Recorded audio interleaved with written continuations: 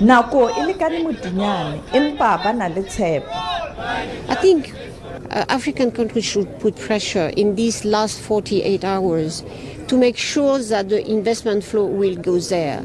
I do think now some African countries, I'm thinking in particular on South Africa or Senegal, who has begun bilateral discussion. I think the momentum is such that we will have to get an outcome on loss and damage that is not an agenda item only, but that is finance facility based. And I think there's been a greater voice that emphasizes the need for developed countries to support developing countries, not just through loans that we see being announced, but through support that is dedicated, because partly the global warming can be attributed to the countries that are developed.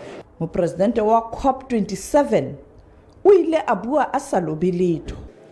The Secretary General and I discussed at length the current status of matters relating to funding arrangements, responding to loss and damage associated with the adverse effects of climate change. I believe that extra efforts need to be exerted by all parties to ensure an agreement on this matter. Hlooho ya United Nations e mona ho leka ho etsa bonnete ba hore ho ba le tswelopele dipuisanong. The climate clock is ticking and trust keeps eroding. The parties at COP27 have a chance to make a difference here and now, and I urge them to act and act quickly.